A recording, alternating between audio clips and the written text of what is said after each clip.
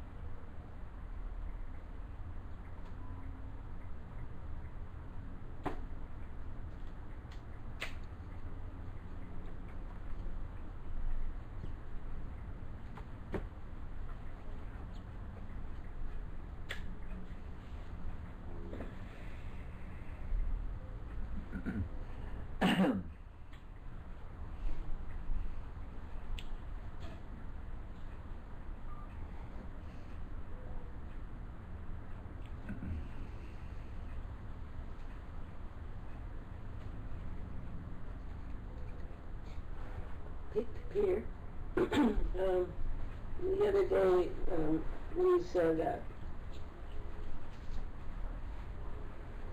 so much of noticing and unfolding was almost all dependent on feeling. I mean, you couldn't rely on rational, philosophy or much. And well, my question is about feelings. I mean, or noticing. I've told you this before that I don't. My senses are not evidently that alert or that awakened. So the way I'm noticing is beyond sense. It's hyper sense, and that leads me to worry sometimes. I'm just sort of imagining. I mean, I do. Of course, I see. I can see sparkles and light and all that. But the most powerful parts of noticing come from like an intuition or if I feel something, it's just like it's so subtle. It's such a slight touch. It could be pulsating. You know, like sometimes it comes from, you know, I can feel breathing. You know, but there's something beyond that. But it's so subtle. The senses are so subtle that I can't sometimes believe them. You know, I just want to know what's going on.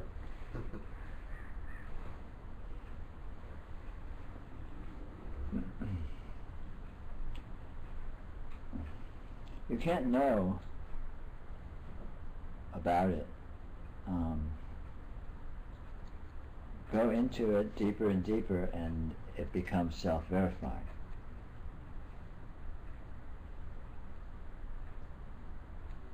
The very essence of noticing is being with your experience on a more primal level, on a more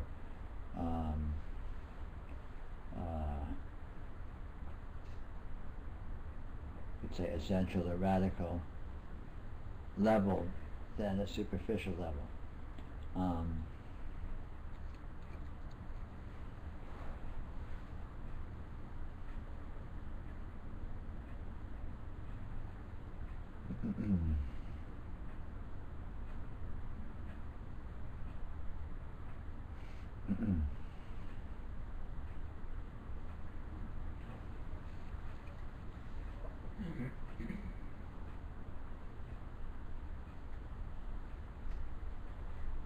The thing with noticing is to do it. Yes. However it is in your life, do it, and ultimately let the center of gravity of your investment and your involvement in your life shift over to this progressively more and more primal ways of being with it, and shift away from the superficial sort of human framework ways of being with it in terms of our circumstances and our activities and our acquaintances and all this kind of thing. But that occurs when it occurs. You can't fake it, and it's not important to try to fake it. But the engine of it all is actual engagement with radiance, actual engagement with the energy of experience itself. Your experience is actual, and that actuality is what is powerful. And being with that actuality more and more,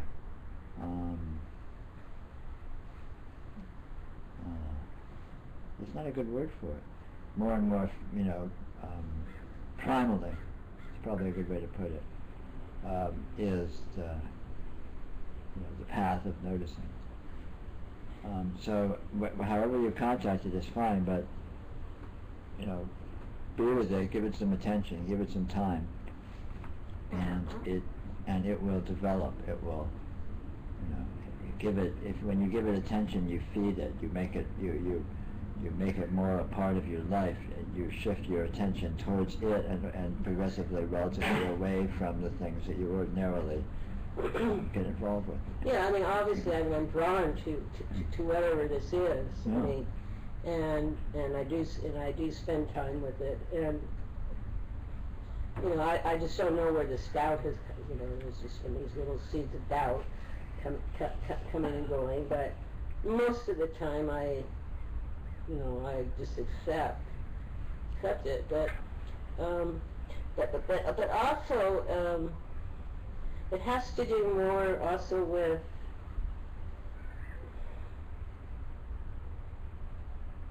a lot of my emotions and everything, or my ideas, are personal. Right. And what happens when I'm noticing is beyond the personal. Yes, exactly. And it's it's a little unfamiliar, and that's, I guess, why I'm doubting. I mean, When you say doubt, what do you mean by that? Well, some voice in me is saying, oh, don't bother with that, but I'm drawn to it, and then I hear other people's experiences, or, I'm reading something about, and those don't resonate. Those don't resonate like, but they've created doubt, and I don't know why they've created doubt in me. Okay. The way to kill doubt is with actuality. Actuality is absolutely without a doubt. It is without a doubt that your experience is actual. Right? This is Right. actually, this is actually here. And that is the power of it. That is the proof of it. And so when you're noticing it is actual, or it's not happening. If it's happening, it's actual. And the actual interpretations are doubtful. Thinking what it is doubtful. That's all just stories. You can't interpret it. It's fundamentally and intrinsically uninterpretable. It's fundamentally mysterious. So you can't get a handle on it. And yet your mind will try to do so and constantly keep spinning, which is fine. It doesn't matter.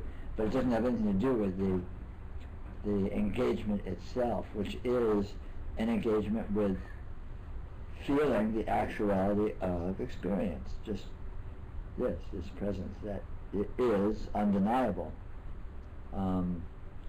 And there's no doubt in that, and that is the path of noticing, just this actuality, this presence. And it reveals itself in, in endlessly new and subtle ways, in different dimensional ways, in different, realms. I mean, there's no language to address this. Yeah, I guess the doubt comes from, there is always a slight, shift back or disengagement. That's fine, but that's just and thought. That's probably where it comes. Yeah, that's thought, and thought doesn't matter. It doesn't matter what your mind is doing. It doesn't matter what your personality is making of it all. Because it's not really a part of, it's very superficial compared to noticing. Noticing undercuts it.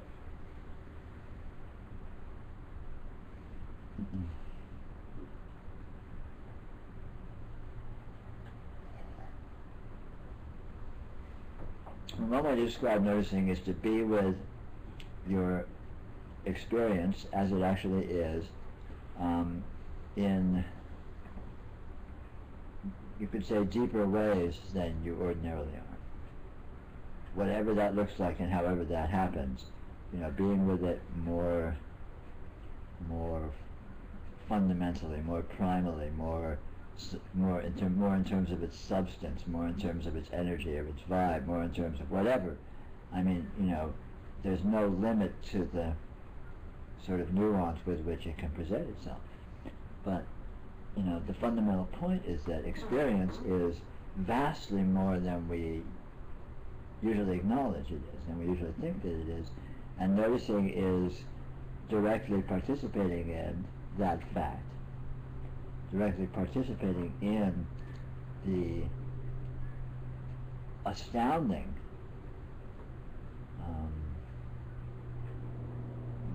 there's no good words, the astounding dimensions of what this is, that, just inconceivably supersede what we think it is, what we think is happening.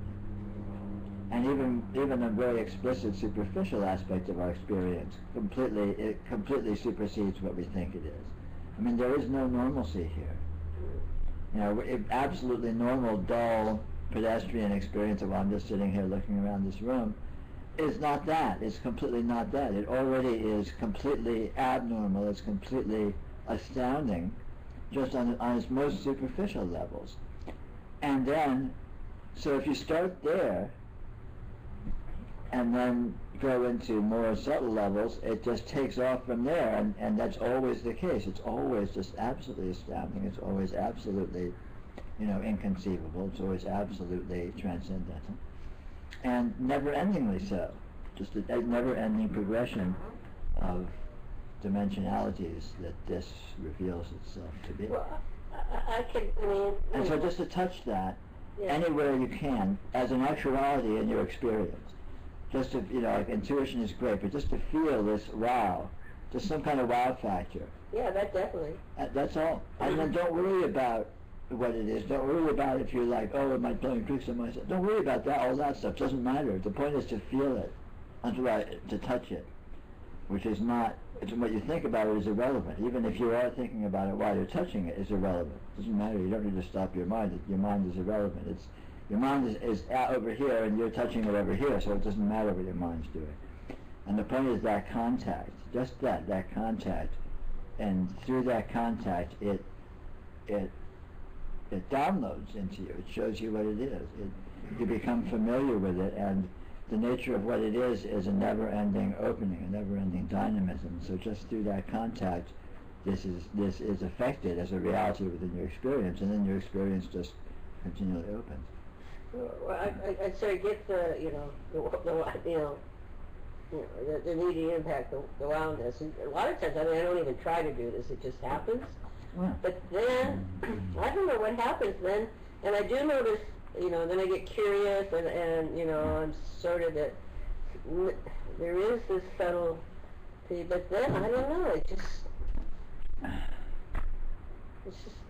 gone, and then, then I'm back thinking, Yeah, it comes and goes and all. Just don't worry about it. Just touch it. Just touch it when it's there, and that's all. And it's a good idea as much as you can, and it's not essential. And I realize it's going to be difficult, but as much as you can, just be really light with it. So if it goes, just let it go. Don't think about it. Don't. Talking with other people about their experiences and all that is practically useless, because it's not important what other people's experiences are. Your actuality is your power, period. And your actuality looks the way it looks to you, period. And it will not conform to anyone else's description of what their actuality is like. Even if they are actually somewhat similar, still in all, you won't get that through the translation of their description of it. And then if you start getting caught up in that, and like reading a lot of spiritual stuff or asking other people, what happens, and all this kind of stuff, then it just is confusing, and you get involved in this whole sort of spider web of construction, which is essentially just fantasy. So, and since it's fantasy, it's not actual, so it has no power. It's just, it's just passing the time. And the worst is that it can distract you, and it can claim to have power, it can claim to be actual, or be spiritually related. It's just gibberish, it's just hot air. Spirituality is the actuality of your experience, period. And there's no theory involved, there's no description involved, there's no nothing. It's just this actual presence as it is, and the fact that this presence is intrinsically transformative. That's all. Being with the present. And the more you're away from the presence, you're never actually away from the presence, of course, but the more you're orienting towards fantasy and orienting towards stories and interpretations, the less you are in that transformative sort of undertow of this direct engagement with presence. And again, and that's okay too, because you can't fake it, and you are as much as you are. So don't worry about it. But the point is to just let yourself be with this presence when you can, and when it goes, just let it go. Cool, it'll come again some other time, and then just go about your business, and just don't worry about it, because the only thing that matters is that contact. Only thing that matters is just that contact itself, just in its naked, bare, essential fact. The actuality of that is what is powerful, is what's transformative. Yeah, because there's just nothing in my ordinary experience, or even any of my senses, or anything I can see, or I think that can match. Yeah. Sure, yeah. Or and guide me or take me there or anything. Yeah, exactly, and that's absolutely cool. So just don't worry. So when you're with that, it's great. And when you drift away from it, that's fine. Just let it go, and just don't worry about it. And then just go about your business. And sooner or later, you'll find yourself with it again, and then bang, and that's the hookup.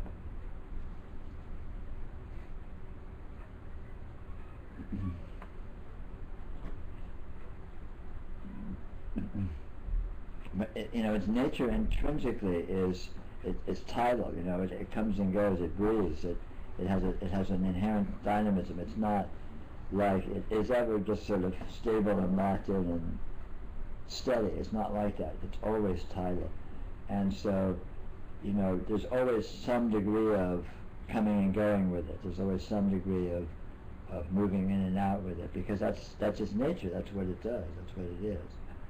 it moves in and out with itself, of itself, always. And so we experience that in noticing, especially when we're sort of in a relatively earlier phase of it, as kind of getting it and losing it. But eventually, as you develop momentum, or develop, just over a certain time, you get to a point where it's not so, it doesn't feel so much like getting and losing. It just sort of feels more like sort of breathing with it, moving in and out of it, moving into a kind of a more deep thing, and then it lets go, and sort of almost like a heartbeat where it contracts and then it releases, and it contracts and then it releases. Mm-hmm. And that's cool, and that permeates your experience. That is your experience. That's what your experience is, actually, is this primal,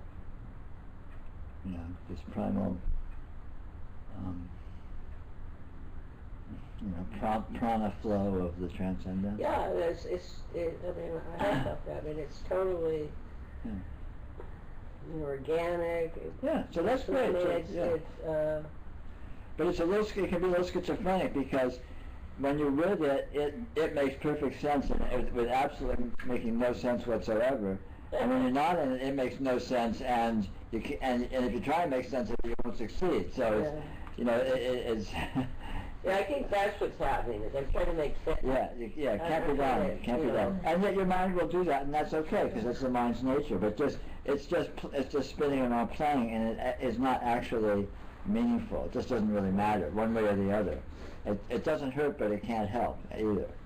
It just doesn't really have anything to do with that level of transaction. Well, it can also be unhelpful, too, in a way. Well, the only way it can really be unhelpful is by distracting you. If you get more caught up in your mind to the point that you get pulled away from direct engagement. The more you can find yourself in direct engagement, the more powerful the transformation. But again, you can't force that or fake that either. So it just comes. Yeah. The main thing is just to have that point of contact, by hook or by crook, in your experience, and then all the rest follows in its own time and its own rhythm.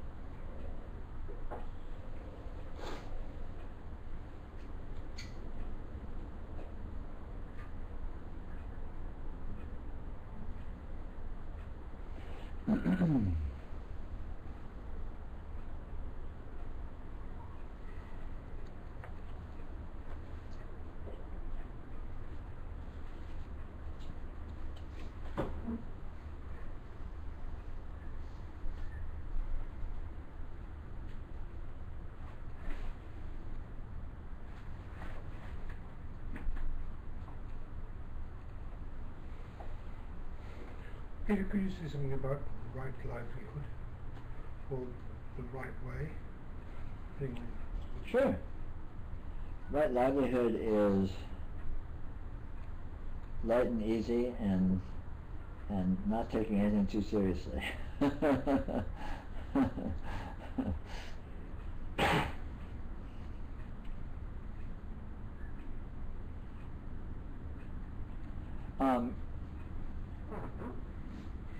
Right livelihood is inclusive. It's inclusive. There's no correct behavior, and more especially there's no incorrect behavior. But the closest you can get to correctness or incorrectness is taking things seriously or giving them undue importance versus being light and easy with them and letting them come and go with humor, with wit, with your tongue in your cheek. And I think that approximates rightness as best it can be. But there's no wrong, so it's kind of that makes life pretty easy.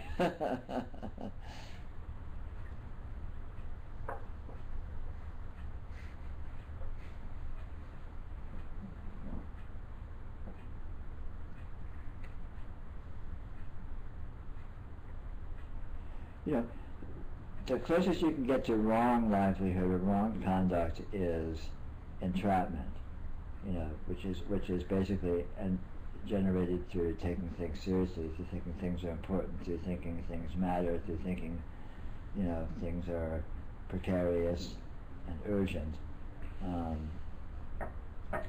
which is the energy that builds the whole fantasy web of a prison of circumstance that you can then feel or believe that you are stuck in. But even if you're stuck in will or whatever it is, there is still liberation there.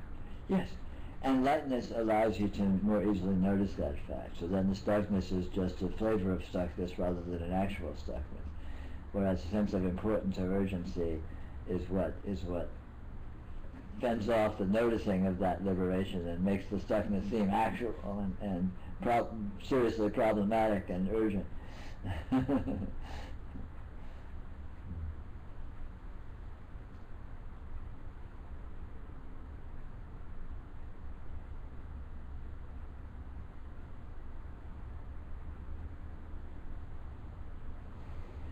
Everything comes from noticing. Everything comes from the radiance.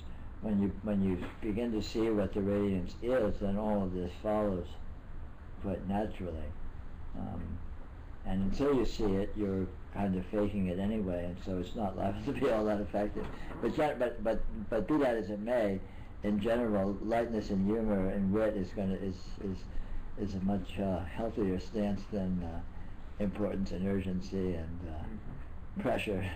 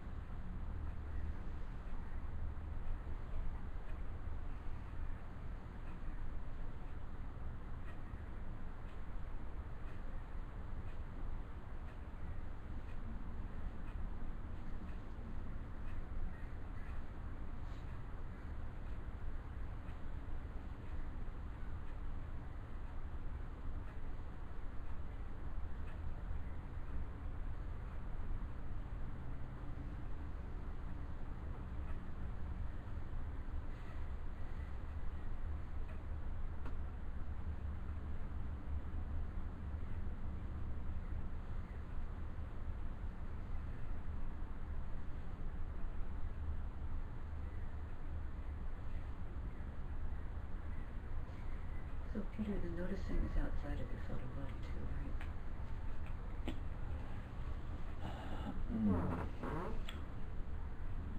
Well, when you start talking about inside and outside of the subtle body, you kind of is subject to definition. Depends what you mean by subtle body. I mean, I would define subtle body as the full field of being. So there's nothing outside of it. It's outside of itself, you could say. But it depends what you mean by that. If you mean something else by subtle body, then perhaps.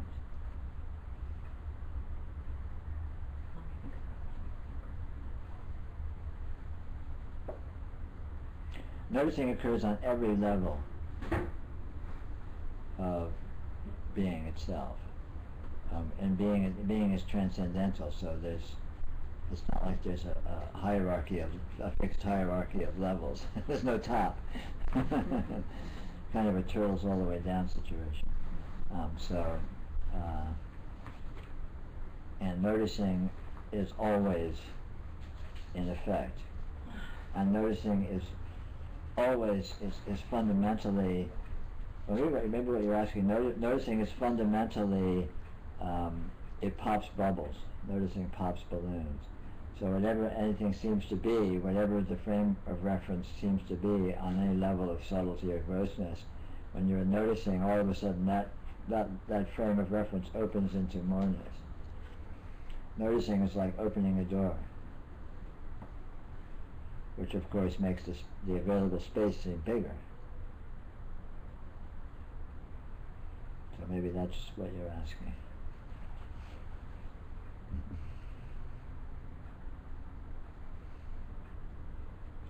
Noticing is always the direct, immediate revelation of moreness.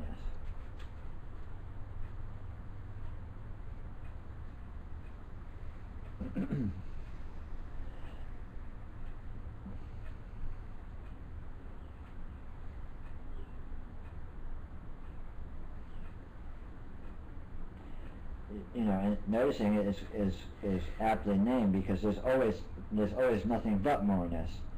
But if we're not noticing it, it's the only way we can possibly not have access to that fact or not be appreciative of that fact in real-time experience. So noticing is simply entering into what experience actually is, which is an openness, which is an intrinsic moreness, which is an intrinsic transcendentality. Which it always is, even when you're not noticing, but of course when you're not noticing, you may not be noticing that fact, so you don't appreciate it, you don't have access to it in terms of what your experience feels like to yourself.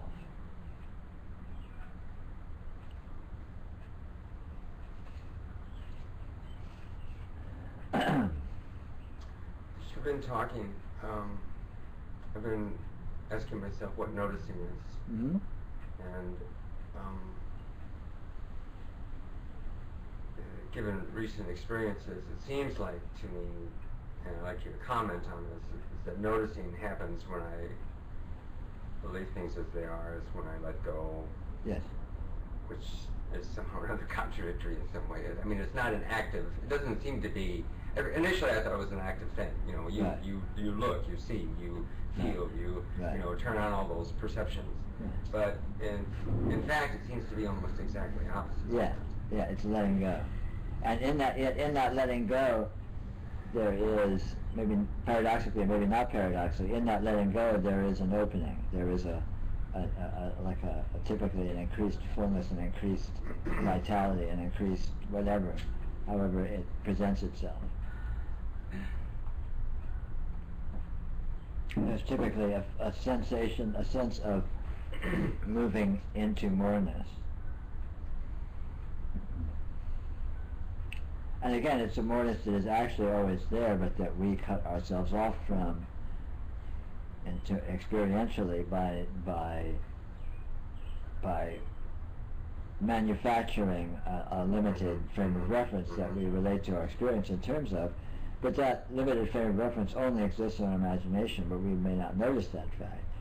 So noticing consists of finding yourself outside that imaginary frame of reference, which can be arrived at, or you can say that can consist of a letting go, or that can just consist of a spacing out, or whatever, by hook or by crook, just to find yourself somehow outside of that, basically imaginary frame of reference, or imaginary self-definition. Sort of an unconscious definition of what you are and what your situation is and what's happening, which of course is always very partial, because what's actually happening is inconceivable. So yeah, absolutely. And it is truly a letting go in the sense that these frames of reference require effort to maintain. They have to be created and refreshed in real time. They have no momentum. They don't exist at all if you're not putting it there. And so there's a generally unconscious, but there is an effortfulness in maintaining that sort of frame of reference, which we feel as a tension, a strain, and in letting go of that, in letting go into noticing, into the natural condition, there's a letting go of any effort whatsoever. So when you're not supplying any definitional effort whatsoever, what remains is reality. And that is what noticing is. I wouldn't have said that initially, but now I'm coming to that conclusion. Because initially, all the labeling and all the categorization and all the the interpretation seemed to be almost automatic. Yeah. There was no effort to it at all. Yeah. But now I think. Yeah. Well, it's a subliminal effort. It's an unconscious effort. You know, it's the effort that energizes people's subtle urges of escapism and urges of, you know, God, thank God today's TGIF kind of thing, and you feel so good when you go in bed at night because, you know, because it's basically getting to let go of all of that needing to hold it together. Yeah. And the it that you're holding together is essentially this imaginary frame of reference. You know? And obviously it is unconscious, so it's not usually a deliberate effort or a conscious effort or something you're even having to do, and yet you are doing it on some level or other, so to speak. Yeah, it doesn't seem like it takes energy, but when it's not there, yeah. then all the extra Exactly. energy like Yeah, by contrast, it becomes apparent that it takes energy because when you're out of it, it's like, what a load off, you know, it's like, wow, this is easy. And yeah, and you do have more energy and more flexibility and just, you know. I read the 2 books that you recommend, the Candro book and the Masters of the Zen Good. Oh yeah. And I noticed in reading the book that the Dzogchen folks spend, well, at least as a point of authentication or verification, they talk about the rainbow body. Right. And it's interesting to me that most other sort of Buddhist, at least schools or disciplines, don't sort of talk about that so very much. Right. And I suspect that it's probably nothing I should really pay very much attention to at this point. But no, it's unimportant.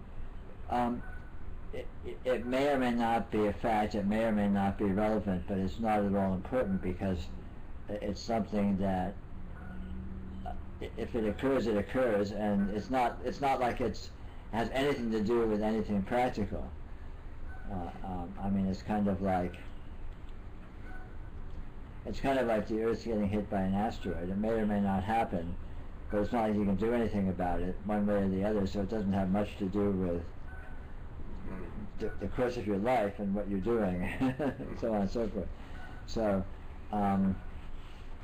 you know, noticing or you know, depending on, I mean, obviously there's this whole problem of terminology, noticing or the yoga radiant presence or, you know, letting go of your imaginary delusory interpretations and relaxing into actuality, in the long run produces liberation and produces the discovery that you do not exist except as a inconceivable, transcendental, unique, absolute, in fact, and that discovery is relatively easy. It comes pretty quickly, and this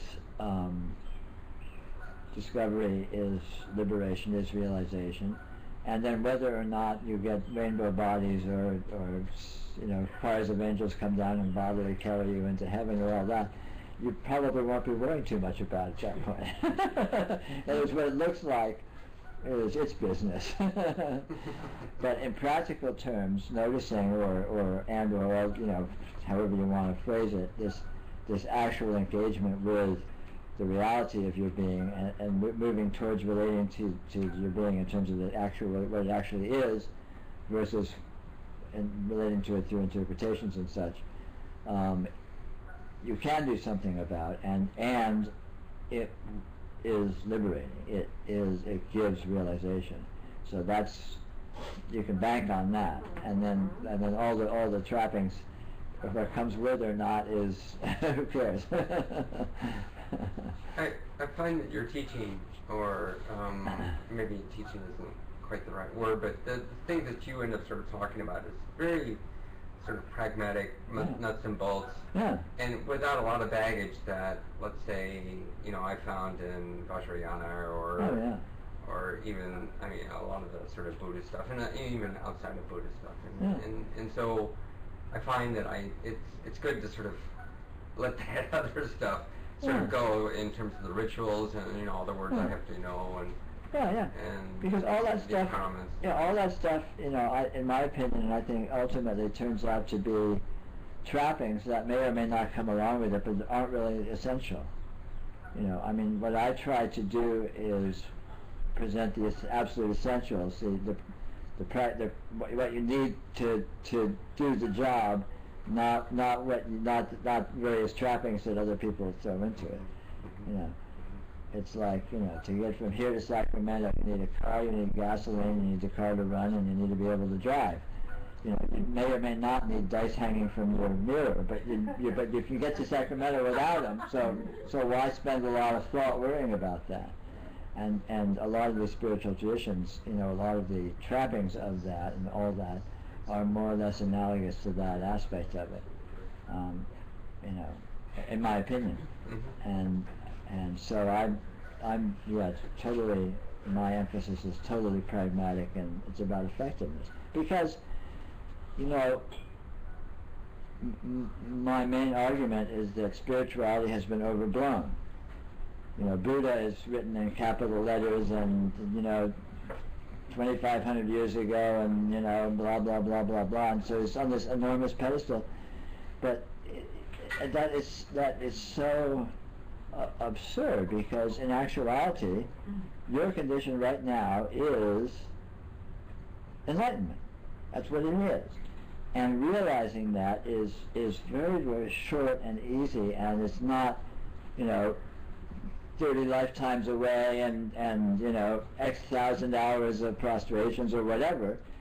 It's simply a matter of noticing that it is the case, which may or may not be as simply, but ultimately it is as simply.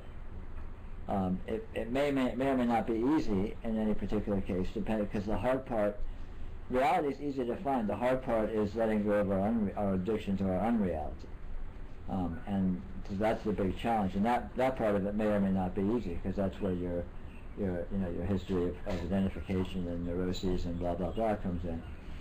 But still, in all, theoretically, there's no impediment. There's nothing between you and enlightenment, because this very moment is enlightenment. All you need to do is and all you need to do to access that is notice that fact, literally. And so, that being the case, that's the case. So you can approach it that way. You don't need to have a lot of baroque and involved, convolutions.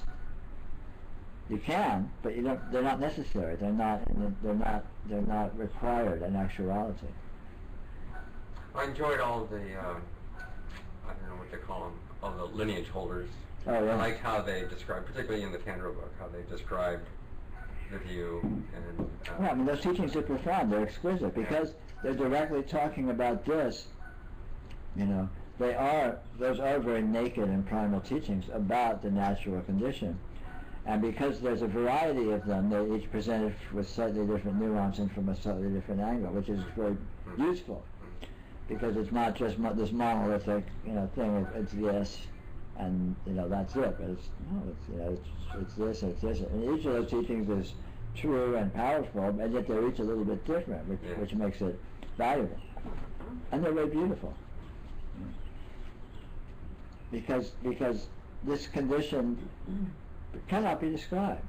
It cannot be accurately encapsulated. And so it's very challenging trying to indicate it or teach about it.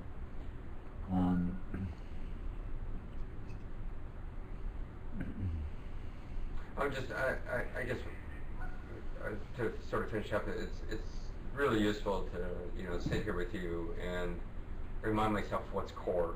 Because when I start reading through these books and some of the other books that you've recommended, there's a lot of extra luggage. Oh yeah, there is. Here. There is. All of these different teachings just have that, and this is really, of the essence of being practical is remembering what really matters and what's just sort of, window dressing or coming with, or that's really because it's so easy to get caught up in all that stuff, and then that just becomes a mechanism that sucks you back into your interpretations, and which is the only real challenge, the only, potential impediment in spirituality is getting entrapped in our interpretations, in our beliefs. So, that's the one thing to be on watch for. Yeah, I'm a big one for that stuff. Well, everyone is. Everyone is. We come from a milieu which consists of that. I mean, the whole human cultural situation is just this incredibly bizarre, convoluted string of absurdity. Imaginary definitions, none of which are even remotely true. And yet that is 100% of the basis that most people relate to each other on, in our culture. So it's a bizarre environment to be in, especially if you're trying to disentangle yourself from it, because there's not a lot of support. Quite the contrary. Even within so-called spirituality, 90-something% of it, 99 point something percent of it is actually not about disentangling, but not maliciously or intentionally, but in fact it's just generating more confusion and interpretations, which is counterproductive in terms of extricating yourself from that. And you don't even, it's not a matter, of course, of stopping doing that, because it's in the nature of the mind to spin these things off. It's just a matter of seeing that stuff as superfluous, so that you don't need to get entangled in it. You don't need to relate to it in terms of belief. So all of these interpretations become possibilities or hypotheses, or you can see it this way, you can see it that way, you can see it this way, which is all fine. That's not entangling. But when you start believing that, oh no, it is this way, that's when you're screwed. And that's when you're sucked away from reality into essentially insanity. And that just seems to happen so automatically. Absolutely. It's the human condition. So it right there is the challenge, But fortunately, the other also happens automatically. Because we do actually, first of all, we are actually always in complete contact with reality as it is. Huge advantage. And secondly, we actually even notice that fact. Everyone notices that fact, whether they're aware of it or not. I mean, you can take the craziest person in the world and you show them a beautiful sunset, and they'll go, wow. And just that wow right there is noticing. They are aware of something that transcends their scheme of things, that transcends their worldview, and that's powerful. That is the very essence of effective spirituality. The trick is to notice that, and then to take advantage of it, and then you're engaged on an actual path of noticing or something like that, which is the most efficient spiritual approach that I'm aware of.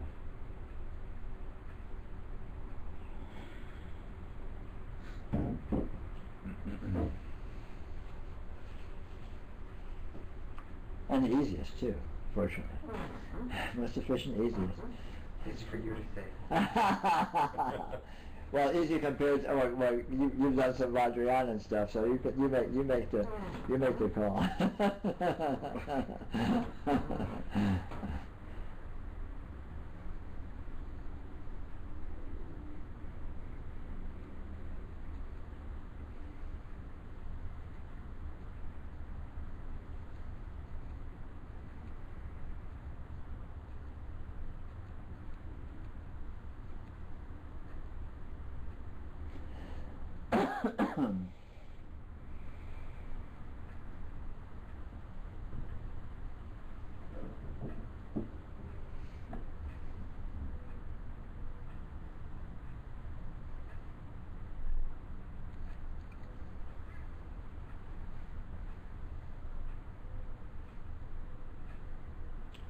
I mean, another way to look at it is, no matter how much you're in your interpretive frame of reference in your experience, it's always incomplete.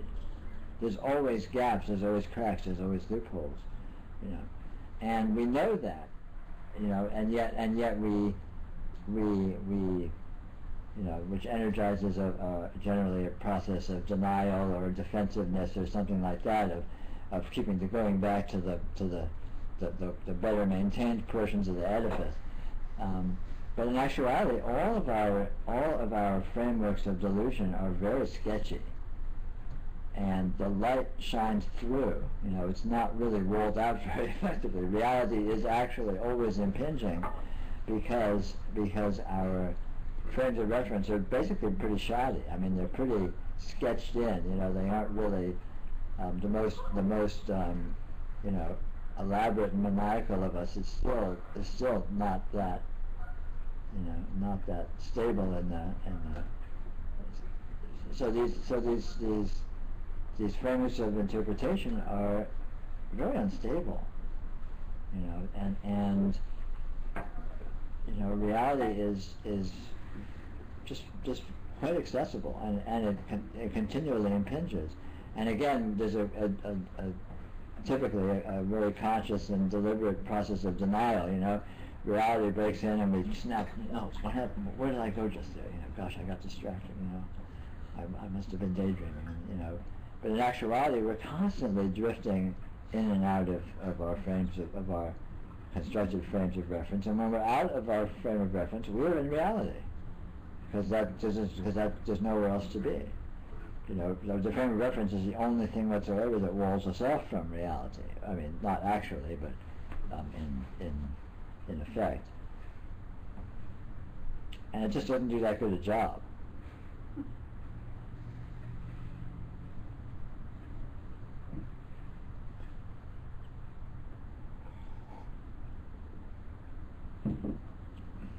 I mean, that's why people with sort of, not necessarily borderline, but who with less solidly structured egos and personalities have a big spiritual advantage, because their walling off is less well integrated.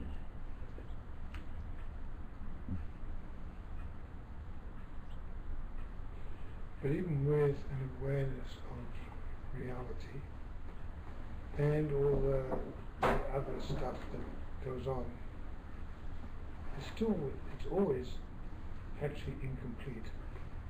Oh yeah, but incompleteness is an aspect of reality. Reality is open-ended. Reality is not coherent.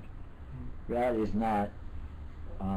Look, the thing is not coherent. Is a good way to put it.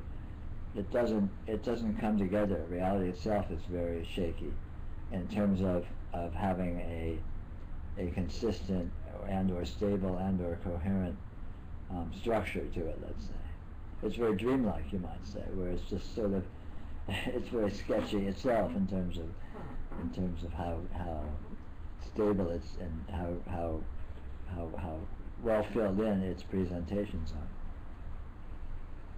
Is that because we're not smart enough, or we're not? No, it is that. That's what it is. It is that. It's not.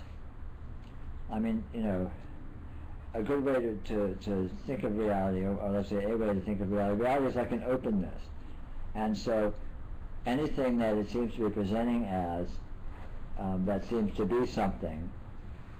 The extent to which it seems to be something is actually less than the extent to which it seems to not be that thing. So it's say that again. Sorry. The extent, anything that seems to be something, yeah. The extent to which it seems to be that it seems to be, it's always actually also more not seeming to be that thing. Yeah, okay. So in other words, reality deconstructs itself, deconstructs its own apparitions just by what it is. I mean, you probably heard me say this phrase, sort of more and other. Everything is always more and other.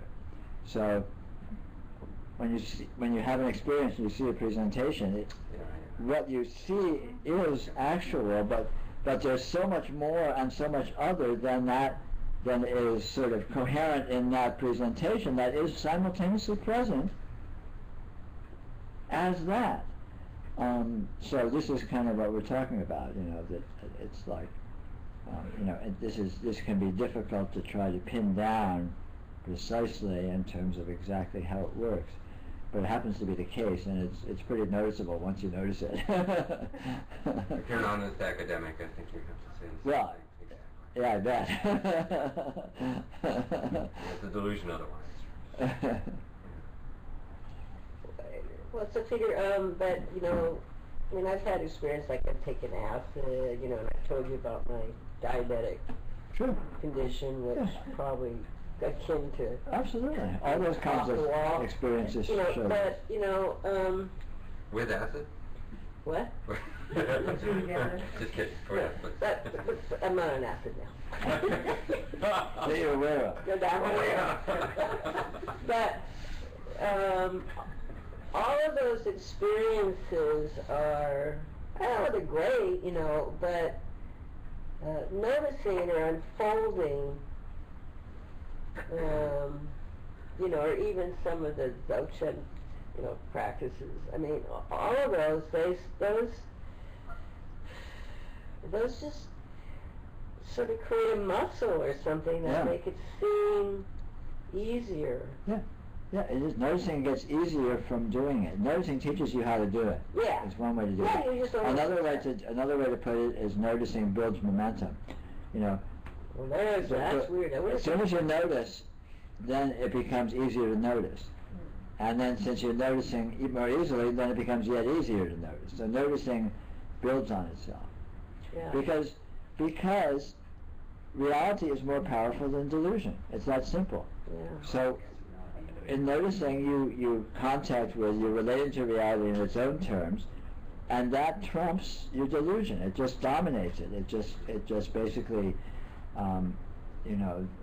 it takes the day. It wins. Yeah. It's compelling. So I mean, it's totally compelling. Of course. You've said, it sort of wants to know itself. I feel that. Oh yeah. When I'm, Sure. Yeah. And it builds on itself. And again, we're talking about a trend. We're talking about sort of over the long haul. On a if you look at it more sort of micromanaged basis, it can seem to sort of come and go, especially in the earlier phases of the, let's say, the total trajectory of unfoldment. Okay. But ultimately, it increases. It begins to dominate. It begins to permeate.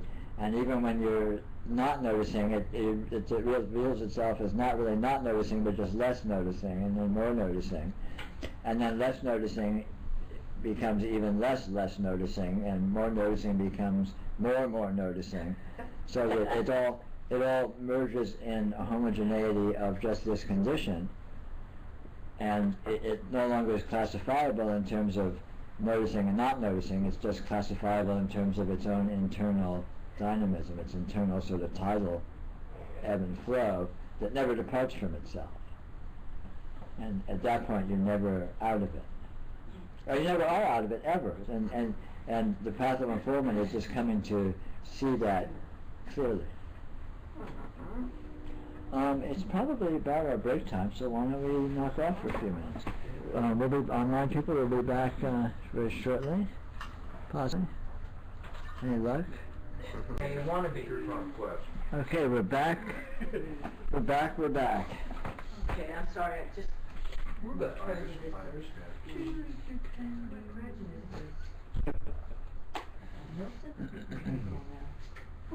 I like your title analogy to reality. Which one's that? Being titled. Being which? Tidal. Tidal, oh yeah. Yeah. Well, it moves, Actuality is dynamism. It's absolute dynamism. It breathes, it moves, it pulses. It's completely unstable and unstatic. And letting go into that is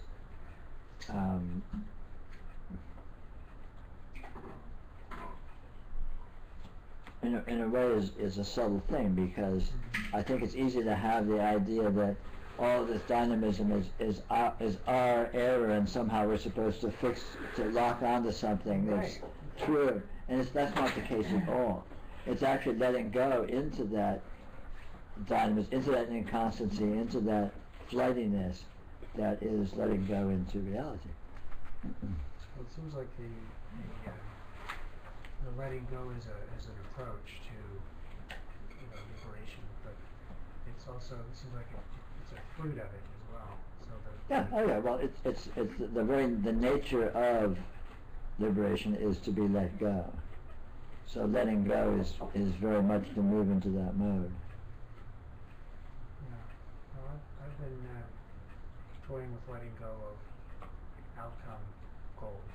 Yeah, true. And questioning them. Well, does it really matter if this, that, or the other thing happens like I think it should?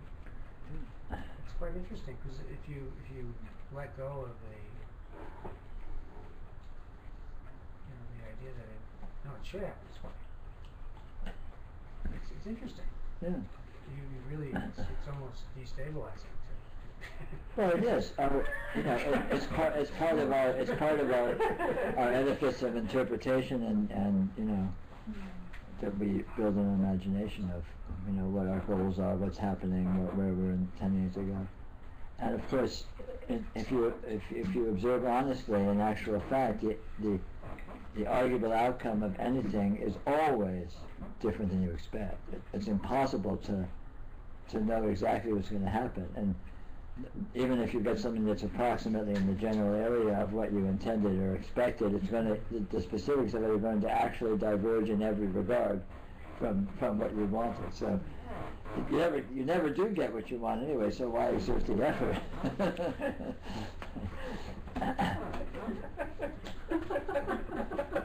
Well, I also have had the experience in the past of feeling like if I obtain a goal that I was seeking, just have this sense of like, I'm not sure how did I do that, and having the idea that that's what has to always happen. And I got away with it this time. I don't know how that happened, but I'm supposed to always do that. So it's kind of perfectionism built into things, as if this is all not going to go away with death.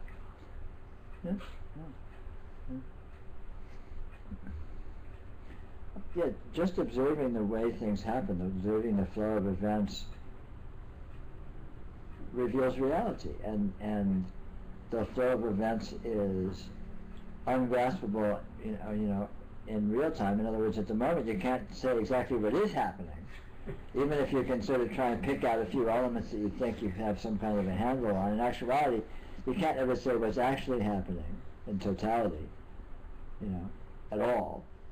And you can't say, and when it moves towards something, you can't say what it's moving towards, and when that happens, you can't say what that is that's happening, and you can't say for sure how it happened. So in actuality, if you look at the flow of events, it's always open-ended and always unfathomable.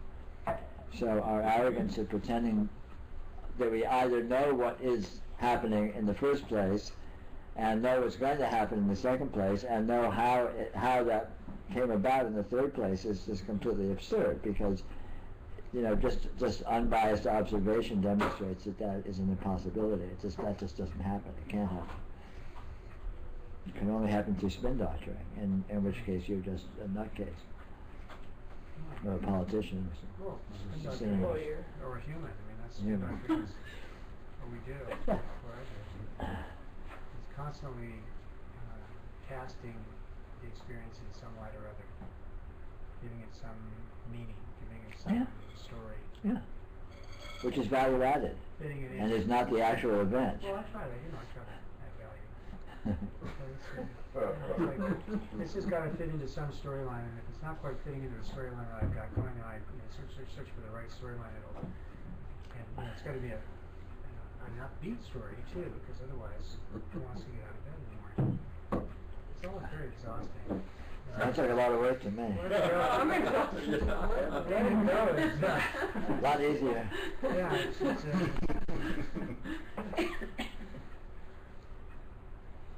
but as a strategy, I'm going to let go. it only, it's like, you know.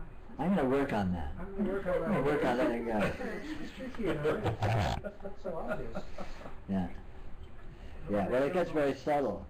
You know, it gets into, yeah, let go, but then also let go of letting go.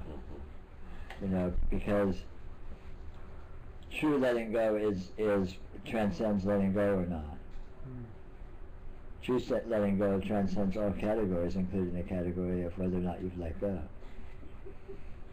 Because letting go becomes a mantra. Yeah, I like that mantra Constantly at the in your retreat. head, let go, let go, let go. Yeah, any obsession is a seed for delusion. Yes, and they have to let go of that. And you have to let go of letting go of that. Yeah, just set a reminder on your iPhone. Let go of letting go. Right. Using technology for enlightenment. Yeah, better But spirituality still, than technology. but energetically, in the instant, just relax, just let go. It's a good trick, you know. But the one shot deal, like a firecracker. Just do it, and then because then it destructs itself. It eats itself, because once that firecracker goes off, there's no further letting go required, and it's done its job, and it no longer is present. It is evaporated. So, relaxing physically seems to be a good skinny edge of the way. Absolutely, any degree of letting go, any degree of, because letting go, relaxing is basically an energetic phenomena, and of course the physical, what we call physical, is energetic phenomena. So it's all just different strata of the same systems. And any way you approach it is good, of course. So on any level that you can do relaxing, do letting go is effective. Well, it's real. clenching, physical, you know, what passes as physical clenching. Yeah. It's kind of an obvious thing. Yeah. But these storylines are harder. They're a form of clenching. They are. They're clenching on a more subtle energy. A subtle energy stance. The subtle energy body is tense. And what really has to relax, what really has to let go, is the subtle energy body, which includes the entire energy system on every level. Just let go into, a natural condition. Let go of all holding. Let go of holding anything to be anything. And what you let go into ultimately is the unknown, but the actual. Or you could say the unknown actual, because that leaves you in actuality and leaves you in the unknown, because you're not holding it to be this or that. And if you're not holding it to be this or that, you can't say what it is. You just can't. You know, we supply definitions. Reality does not supply definitions. Reality does not come with labels. Reality does not come with explanations. It's all darkest Africa. But there is a knowing about the unknown. Yeah, but you can know that it is that, and you can know that very directly and very primally and very immediately. But it's a knowing of participation, not a knowing of describability or definability. It's like knowing by immersion. You can know how to swim without being able to say how you do it. Because it's a direct energy immersion, direct energy participation. And likewise, and it's non-verbal, it's not linear, it's not rational, you don't think your way into it. And likewise, direct energy engagement with actuality is just like that. It's like swimming. You are in this actuality. You are this actuality. You can know it, you can navigate it, you can participate in it very, very intelligently, and yet completely irrationally and completely undescribably. And you can't describe even to yourself, but you don't need to, because you are it. You are doing it. I mean, that's sometimes I say this is about feeling, not about thinking. And that feeling is literally a tactile feeling, not necessarily a physical sensory tactile feeling, but an experiential tactile feeling of feeling this presence as it is, and feeling your way into it, and in that feeling there is participation, analogous to swimming or surfing or whatever.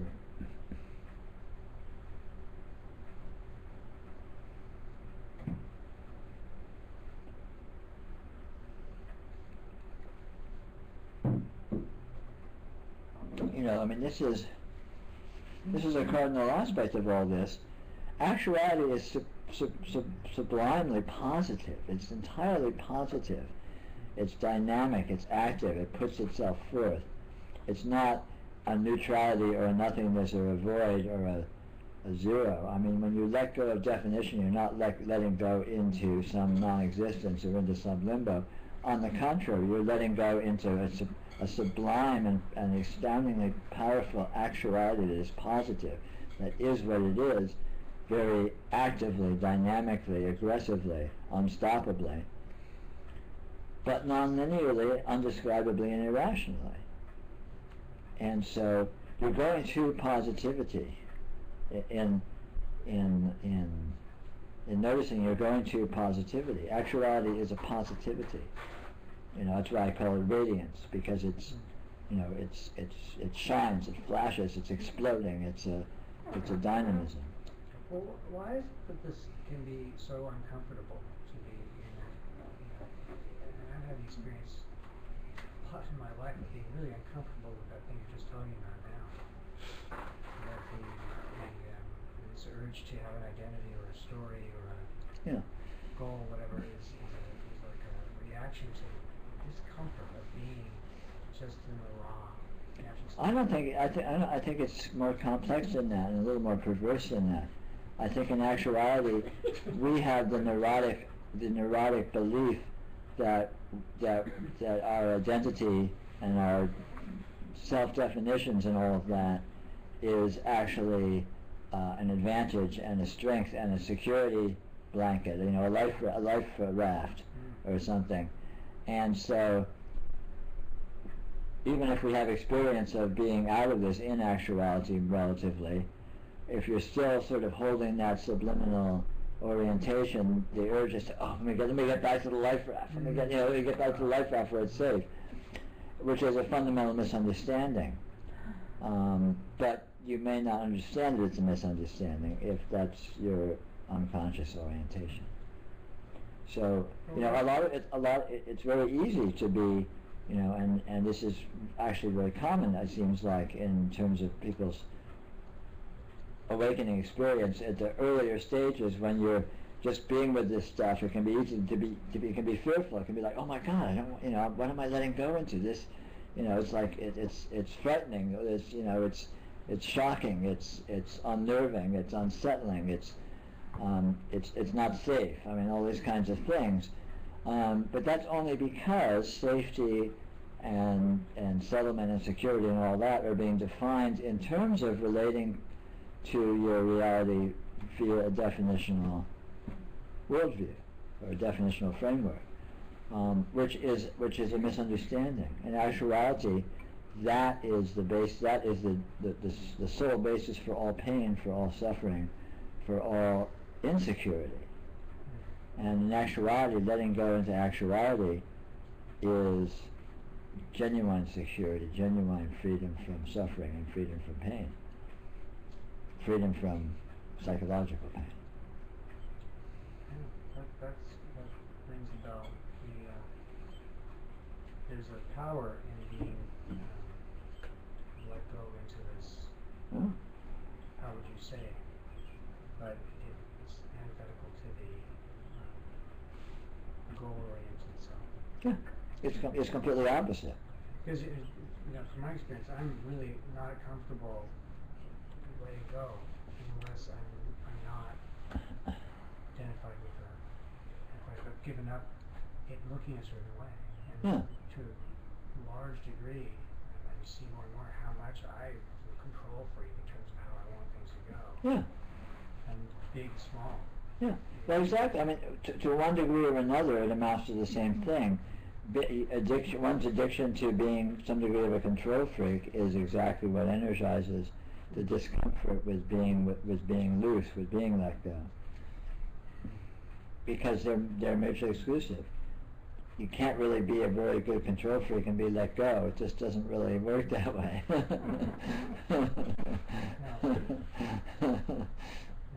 but it's actually a more powerful, feels more powerful. I feel identified with the power, the real power. Yeah. To be let go. Yeah. But it's the primal power, the Yeah. ineffable.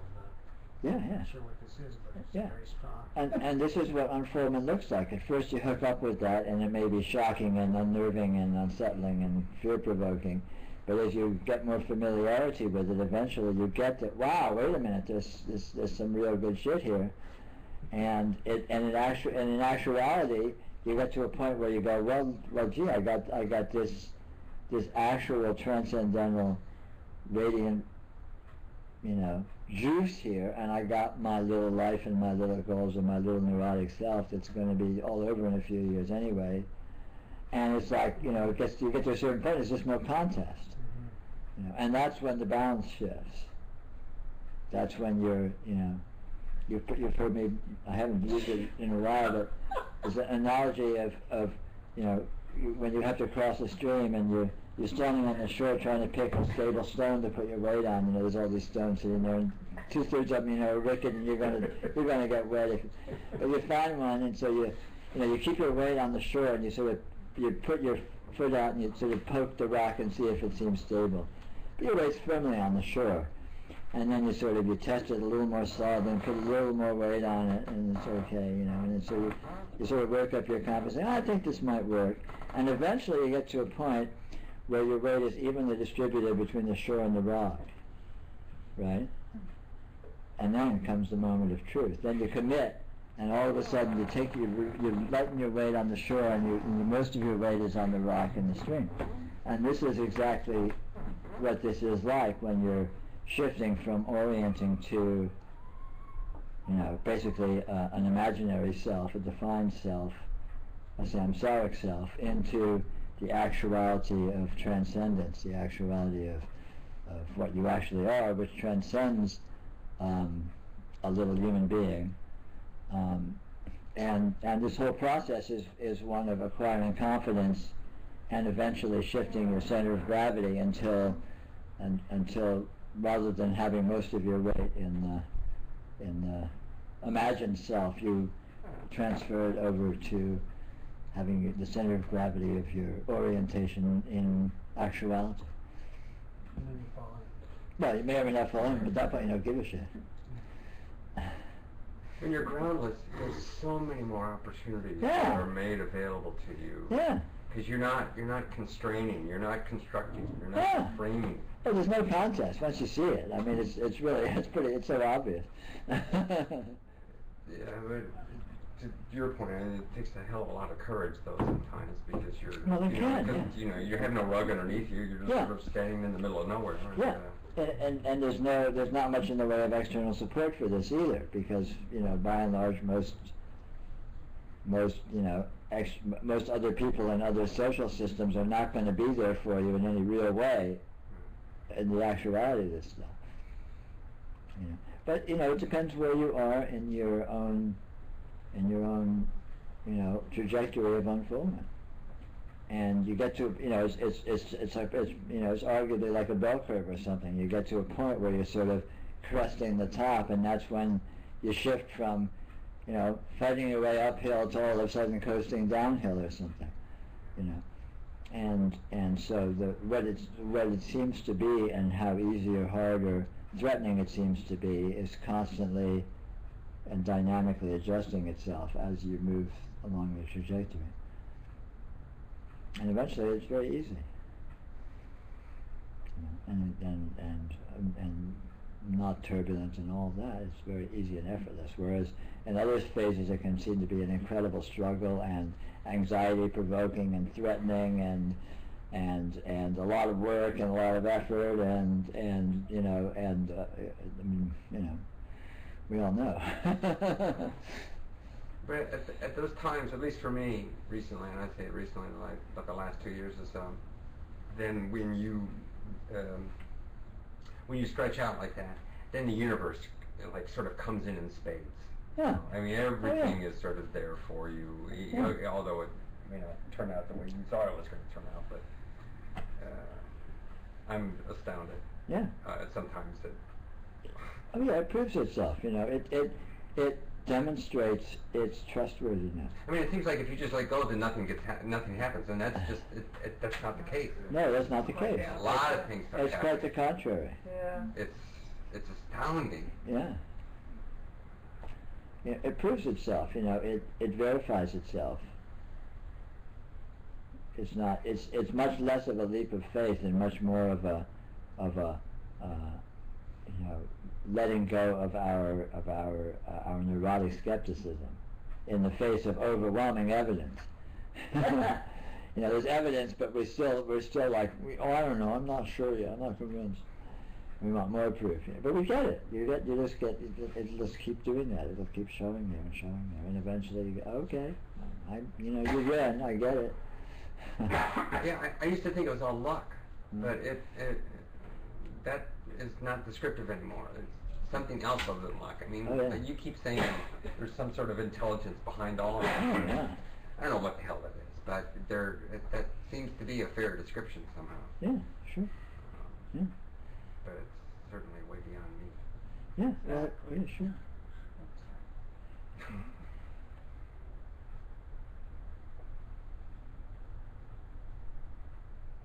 I mean, what this is intrinsically, and what it does, and the way it does it, and how it does it, are all inconceivably transcendental. Literally, you know. I mean, it's not a vague metaphor or euphemism to say God's doing everything.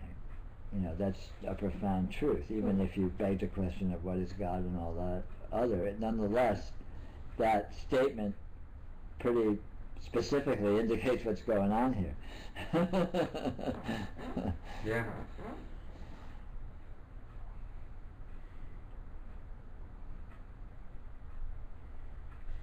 You know, it was helpful, you know, on Friday when we were discussing that sense of discomfort and fragility in terms of,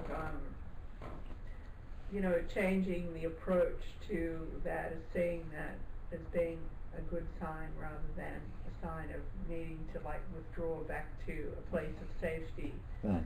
But to see that in fact, you know, when we don't know where we are and what's going on is actually an opportunity for inherent intelligence to, you know, take a leap in a way. Yeah. And then the experience of the, you know, like leaping out of a plane and then having the parachute open. Yeah. You know, there's a certain buoyancy that happens Yeah, absolutely. in that void. Yeah. That is Yeah. tangible.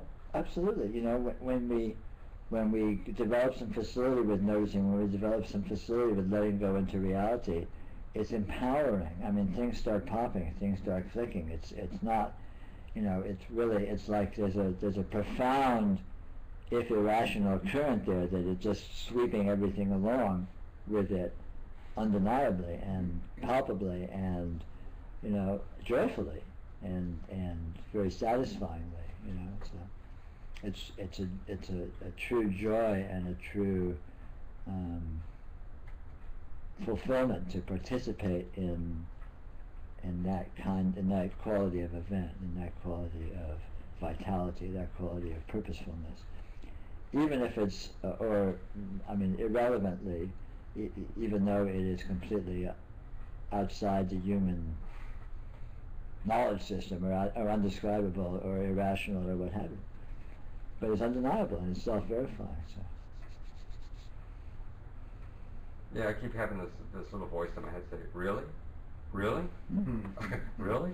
But you can't prove it rationally, and you can't prove it to your mind, and your mind will always be the skeptic and always be spinning up all of this stuff. But that's okay, it's its job. But your mind is only a very small portion of the system that is you. So it's not. It's fine for it to do its job, and it's not important that it can't get on the bandwagon of this transmental quality of functionality and experience. It's not equipped to. It can't go there. It's not equipped to. I thought that was the biggest muscle I had. Oh You know? no. Oh no. Yeah. No, our minds are kind of like our little finger. Not particularly either important or powerful. Useful, but not particularly important or powerful.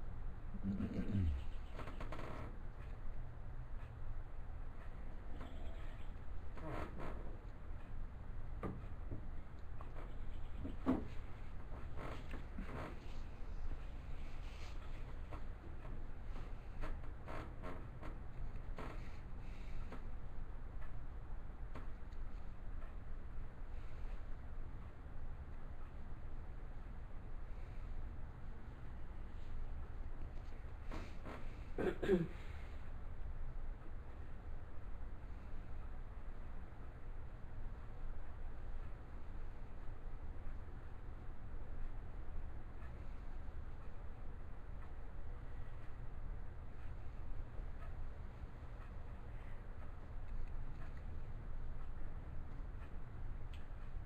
other thing about this loss of control is that there where the differentiation between the I and the other becomes very tenuous, becomes very I-otherish.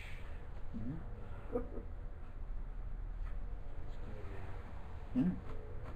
Yeah. Yeah.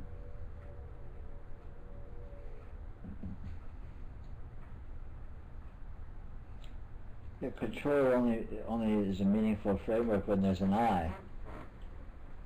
You know, and when that gets a little more nebulous, control is just progressively less and less relevant. And as control is less and less relevant, then the I is less and less relevant because they're sort of they define each other. And the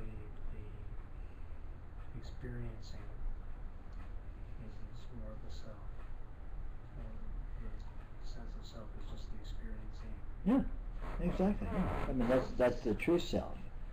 You know, the actuality of self is just this infinite field of being, of experience.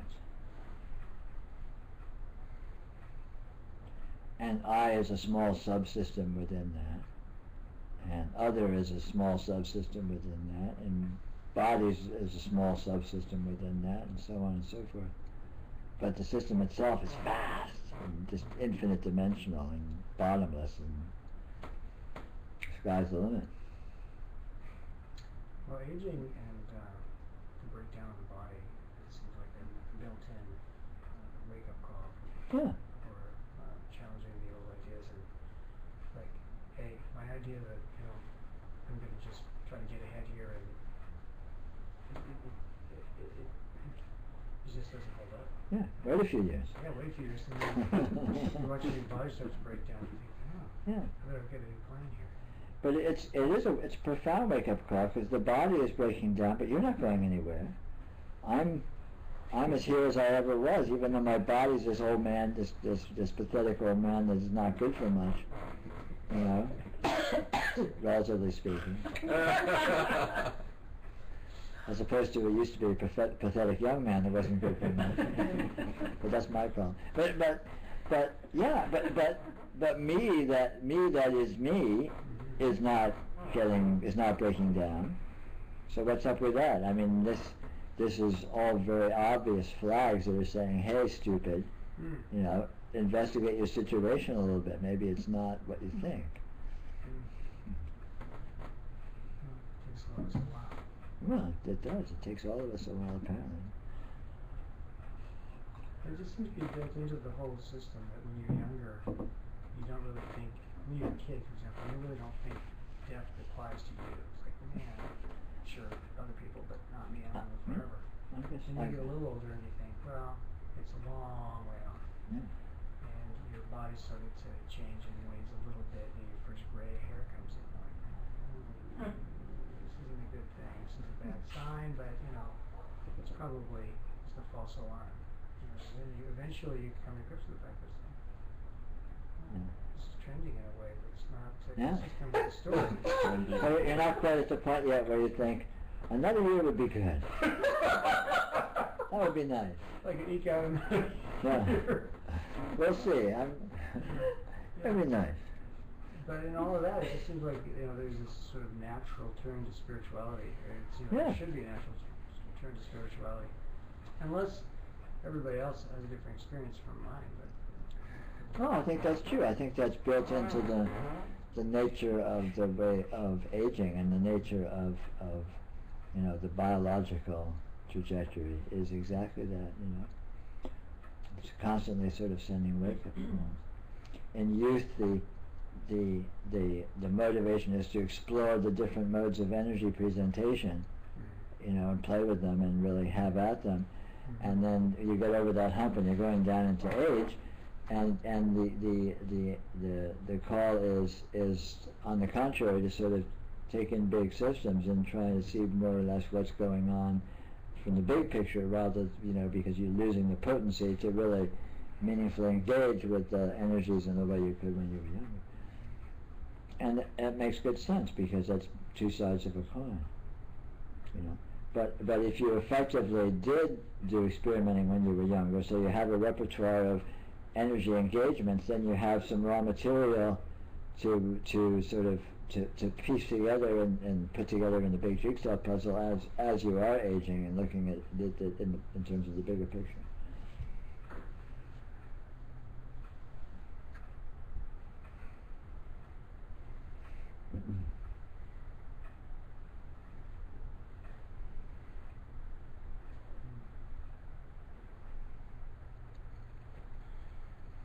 I mean, it's perhaps telling that most people that come to these meetings are no longer spring chickens. Well, speak for yourself. Well, I said most. There's always there's a back door there. Any of you can exclude yourselves.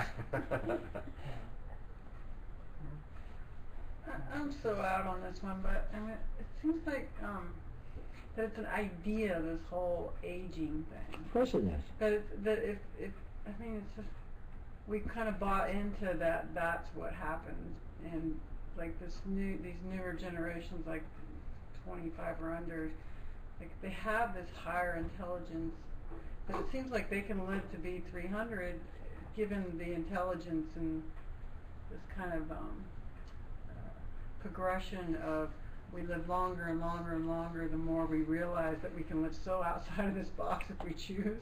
Sure. Yeah. And so it seems like there's a possible higher intelligence that maybe we obviously don't know what's going on here, and that that whole aging thing might just be part of that. Sure. Well, but life forms have a trajectory, whether it's, you know, 20 years or 200 years or 2,000 years, there still is a, you know, life forms die out and new life forms come in. This is the pattern with all material forms. And we participate in that. But our interpretations of what's happening in that are always wrong. So, whatever aging is a fact, but what it is certainly not what we think it is or even can think it is. And there's no way to suppose that we can have a handle on what it is or how it happens or how it's going to happen or how it can happen or how it can change and what it would mean if it changed or if it didn't change or any of those other things, because basically it's a transcendental event.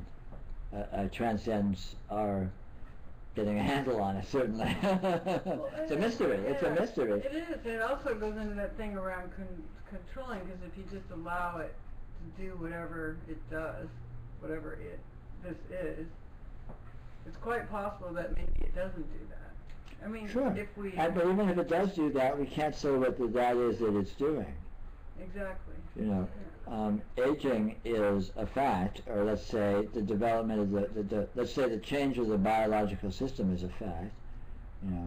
I mean, I was a child, I was a baby, then I was a child, then I was a teenager, then I was a young adult, and now my hair is getting gray and blah blah blah. Well, I can't say what that means, but I can observe that empirically. But I can't say what that means in a very strong sense. And I can say for a fact that what I am is not going to die, and I can say for a fact that what I am, even though it is experiencing itself through these various mutations of form, is within but also beyond those forms. Yeah. And you can't say what that is or how that works either. I mean, it's all fundamentally and intrinsically a mystery on every level.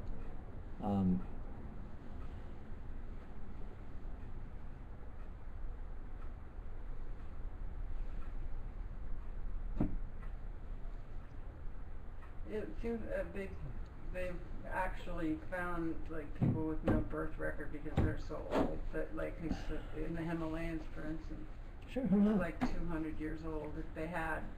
Yeah, I mean, who knows? You can't say what's possible and what's not possible because you can't say what's happening.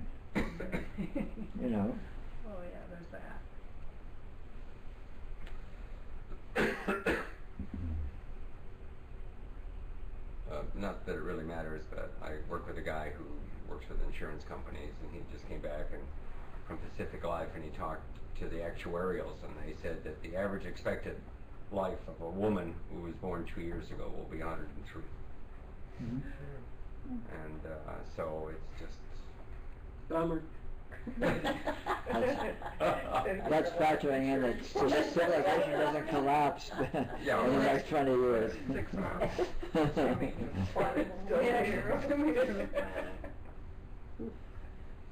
Not that it has anything to do with it.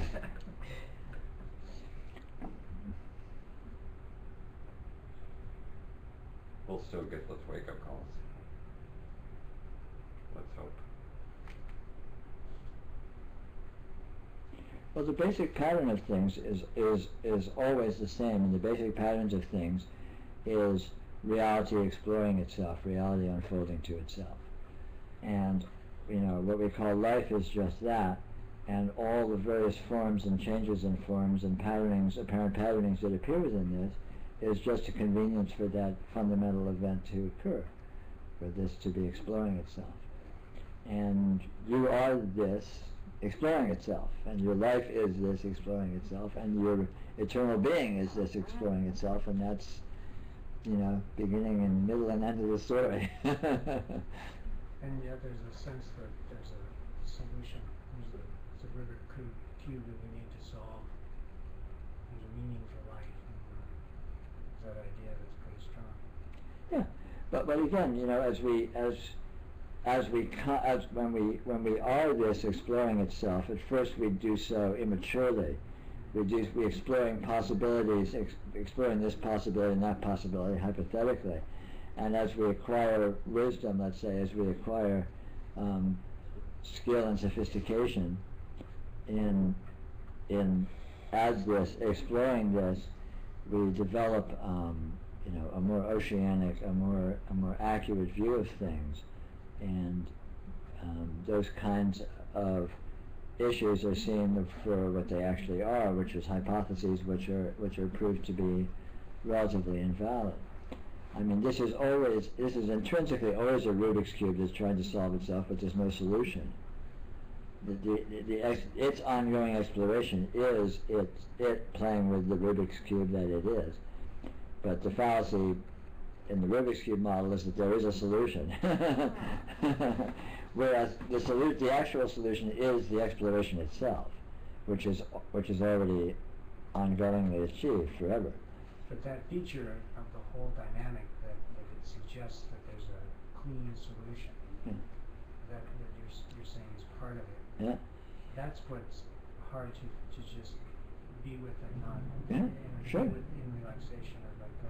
Yeah, it is hard, and that's a major kind of a threshold in unfoldment. Yeah, it's like a trap. Yeah, it's a koan that you come to, and you keep coming to it, and you keep tripping over it until you get it, and then at that point it's no longer an impediment, and it becomes a doorway that you just go through, and then that model just becomes irrelevant, and then other subtler, more nuanced conundrums present themselves forever.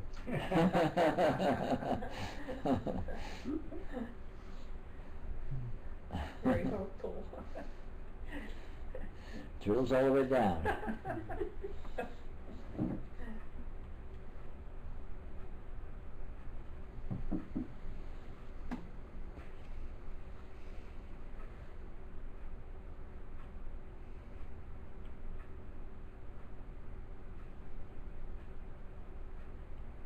I mean, what we call realization is when this finally comes to the clear understanding that this entire event consists of nothing other than this transcendence exploring itself. When it sees that nakedly, that can be called realization, and that is the end of the complete end of one paradigm, but it's the beginning of another paradigm that is itself an ongoing unfoldment forever, because that's what there is. But from that point, it's within the new paradigm of it understanding that it is exploring itself. But it's still a big question mark. That's what it is. It is a question mark. It is intrinsically that, and so, but it continues the ongoing exploration, but from within this more accurate paradigm rather than the more erroneous paradigm that prevailed previously of a separate individual self existing within some environment that, and all of the apparent problems suggested by that juxtaposition. Would you say that that's the question mark for you? That's an existing question mark for you? Yeah. I mean, this is a question mark, and it presents itself continually in real time, just sort of, it's a never-ending huh. I mean, you can't even really formulate it like that, but it's always in a continual and ongoing and dynamic state of imbalance, and the imbalance is always a koan. It's not just an imbalance; it's an imbalance that is incredibly meaningful and intelligent and inviting exploration. You get after realization, you get that there's no solution to these imbalances, so you don't get sucked into that sort of heavy-handed level of delusion. But there's still this subtle sort of the ongoing sort of this constant slight out of balanceness, on a very dynamic sort of a fluid way, that is an ongoing sort of a multi-dimensional riddle, or koan called. It's not different in kind than it's ever been. It's what experience has always been, but it's being with that more nakedly, and being with that less translated in terms of life circumstances and self and other, and achievement and success and failure and happiness and unhappiness and all those sorts of things that we do from within a samsaric framework of interpretation or paradigm. Because we're looking for solutions, we're looking for answers, we're Yeah. looking for finality. Yeah, which is a more Right. ignorant way of approaching it. When you see what this is, you get that there are none of those things, which so that whole mode of hoping for or expecting solutions is dropped. But the essential nature of the problem, in a sense, remains, because the open-endedness of what this is and has always been the problem. It's the only problem. It's not an actual problem, because in the light of the paradigm of realization, it's seen to not be a problem so much as a condition, which is an exquisitely beautiful and subtle and juicy and meaningful, you could say, art form of exploration, of invitation, of. Sounds like Star Trek. Well, it is. I mean, Star Trek is. I mean, I think that's part of the reason why Star Trek was so seductive, because it hit a lot of nails right on the head. I mean, boldly, onwardly going. I mean, think of the paradigm of the sort of naive paradigm of the sci-fi. Here we are. We have this unlimited technology, and we're just going to head out there in this infinite universe and just find wonders forever. But yeah, okay, that's about it. That pretty much captures it, So, that resonates. It's pretty, that's about it. I think you got that right. Well, even with that metaphor, it's interesting how we keep trying to define that unknowability. Do you know what I mean? Like Sure. discovering a new species, trying to figure out what they are and what their characteristics are and what we're likely to expect from them. Yeah.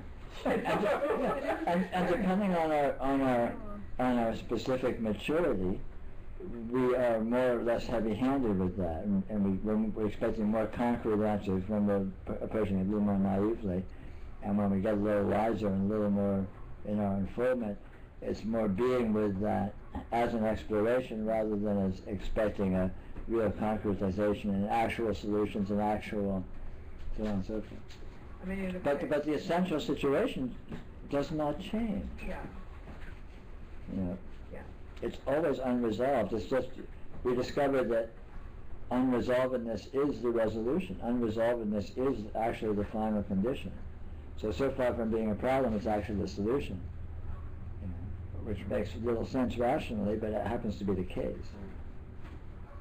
Well, and they had to put a few sort of saleable items in, like that there was a planet Earth to return to. Well, yeah. Well, that was, That's for the unenlightened. There was a Starship Enterprise. Even though they flirted with some nice themes, it was basically a human and samsaric paradigm that they were working with.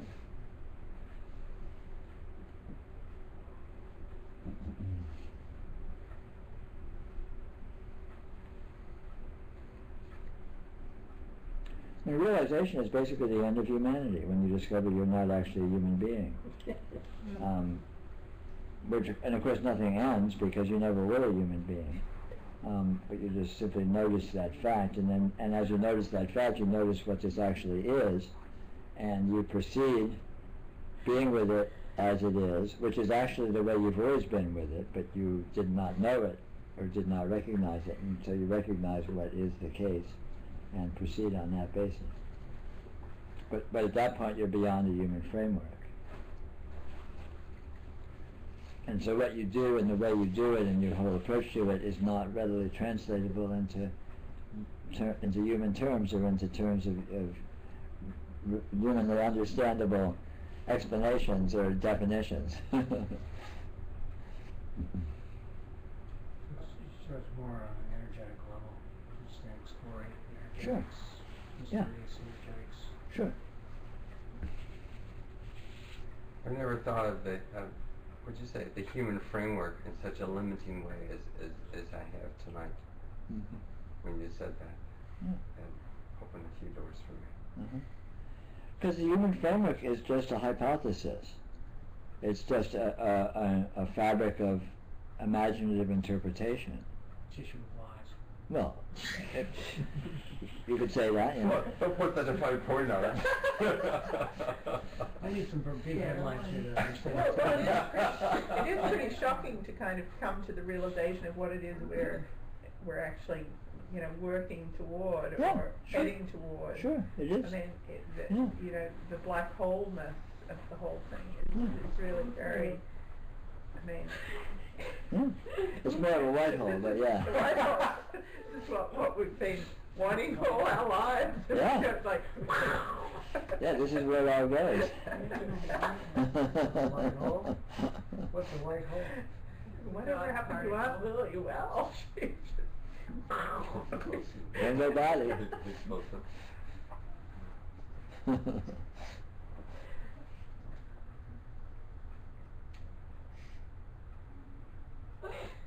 Isn't the technical term extinction? I'm the only one in the species that there ever was. No, it's extinction of falseness, extinction of inaccuracy.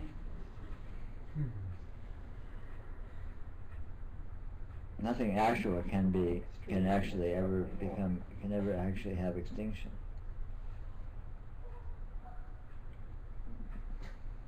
As John Lennon said, just give me some truth. Amen, brother. All I want is the truth. The price of truth is everything. I mean, really, it's everything. You know. And nothing. Well, there's a lot of deprogramming. Seems to me. But it's much simpler than that. You don't need to deprogram. You can just go to portions of experience where the programming is irrelevant, and then whether there's programming or not, it exists as a small subsystem and gradually Allow that to take over. it gradually deteriorates as you withdraw your investment in it.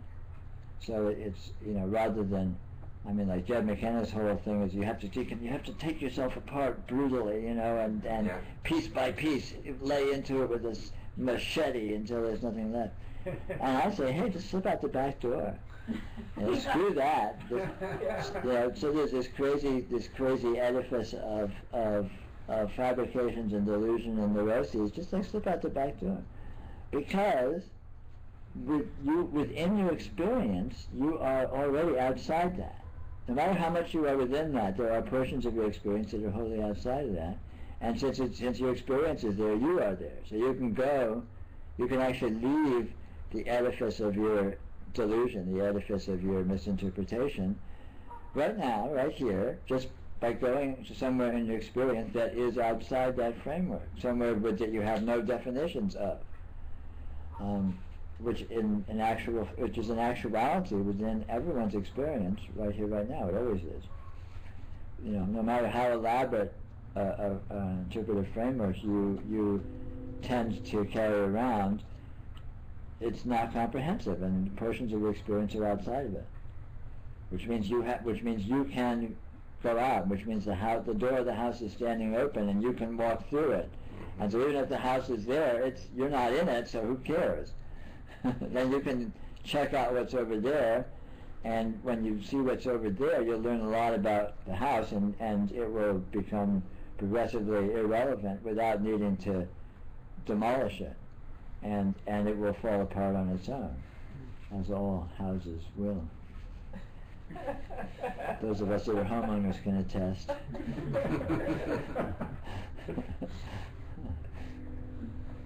I like the back door.